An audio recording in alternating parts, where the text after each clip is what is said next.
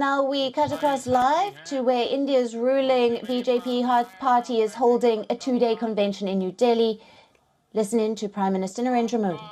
आपका ये उत्साह, आपका प्यार मेरी सर आंखों पर, कृपा करके बैठिए।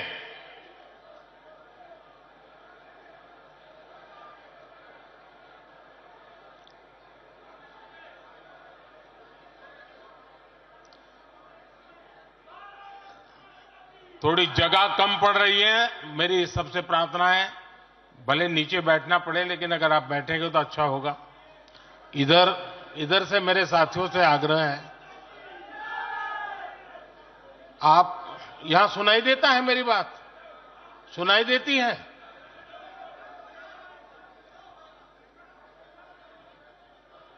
जरा प्रबंधक उस तरफ देखें भाई, जगह नहीं है तो कृपा करके आप कहीं पर भी नीचे बैठ जाइए।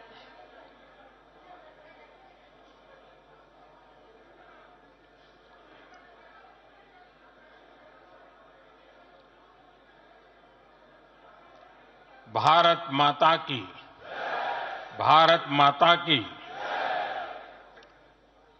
राष्ट्रीय अधिवेशन में यहां उपस्थित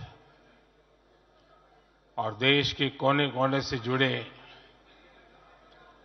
प्रत्येक भाजपा कार्यकर्ता का मैं अभिनंदन करता हूं।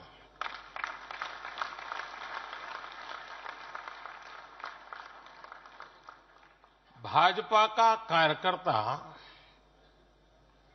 साल के हर दिन 24 घंटे देश की सेवा के लिए कुछ न कुछ करता ही रहता है।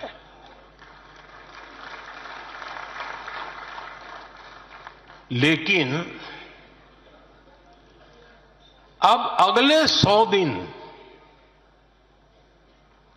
नई ऊर्जा, नया उमंग, नया उत्साह, नया विश्वास, नए जोश के साथ काम करने का है।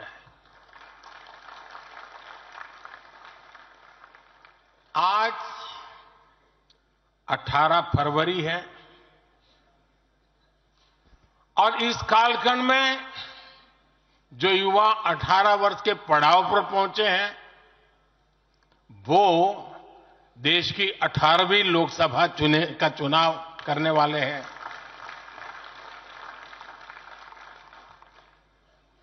अगले 100 दिन हम सबको जुट जाना है, हर नए वोटर तक पहुंचना है, हर लाभार्थी तक पहुंचना है, हर वर्ग, हर समाज, हर पंथ, परंपरा, सब लोगों के पास पहुंचना है। हमें सबका विश्वास हासिल करना है और जब सबका प्रयास होगा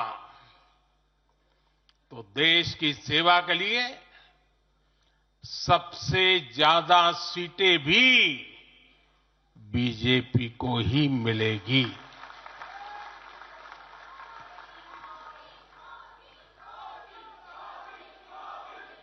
और आज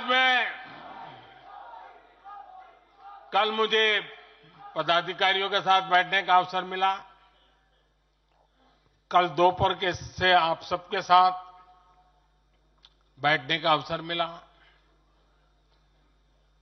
मैं नड्डा जी को और उनकी पूरी टीम को और आप सबको बधाई देता हूं।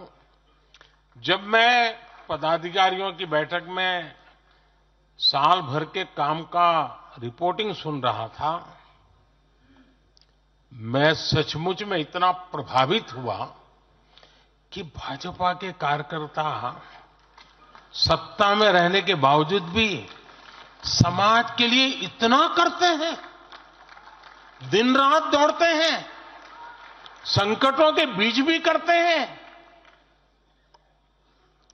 और सिर्फ भारत मां की जय के लिए करते हैं। ये 2 दिन भी जो चर्चा हुआ, विचार विमर्श हुआ है,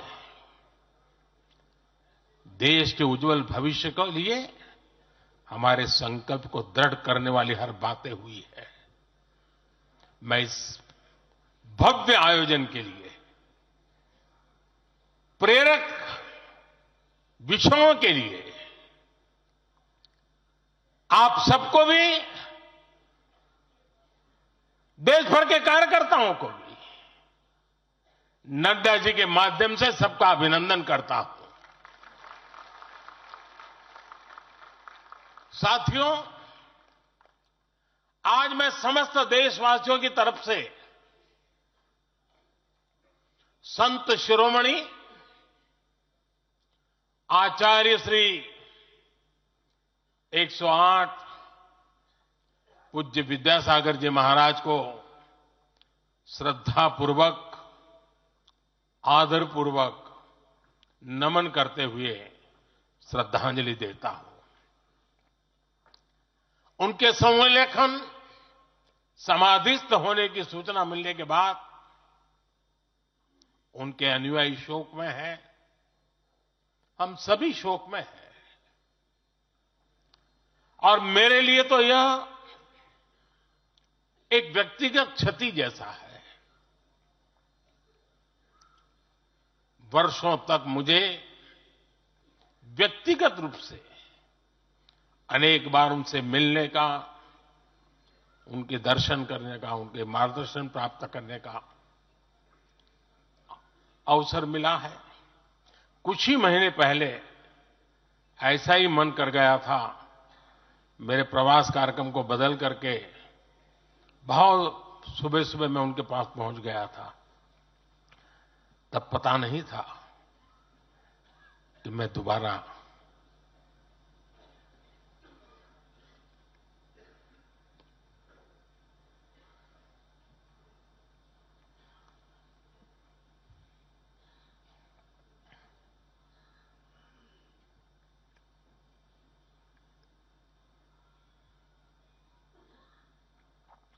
उनके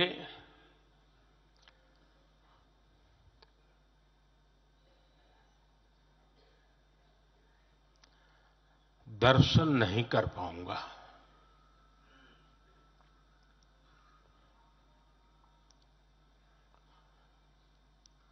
ये मेरा सौभाग्य रहा है कि पिछले 50 से भी ज्यादा वर्षों से मुझे देश के गणमान्य आध्यात्मिक मूर्तियों के निकट रहने का, उनके आशीर्वाद पाने का अवसर रहा है। और इसलिए मैं उस आध्यात्मिक जगत की उस शक्ति को भलीभांति जानता हूं, समझता हूं, अनुभव करता हूं। आपको सुनकर के आश्चर्य होगा कि वे तो दिगंबर परंपरा से थे। उनका जीवन कैसा होता है हम जानते हैं, लेकिन शायद ही कोई ऐसी महत्वपूर्ण घटना ऐसी नहीं होगी या मेरी तरफ से कुछ महत्वपूर्ण किसी काम में मेरा संबंध आया हो, 24 घंटे के भीतर भीतर उसका एनालिसिस करके मुझे उनका संदेश आता था। यानी कितने जागरूक थे।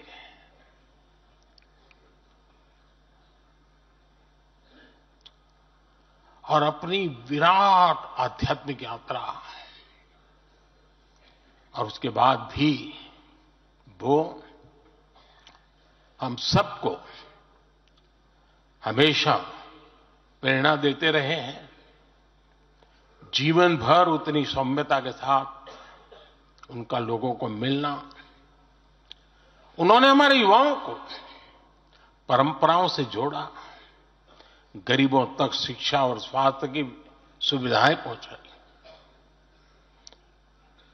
For latest news, download the WeOn app and subscribe to our YouTube channel.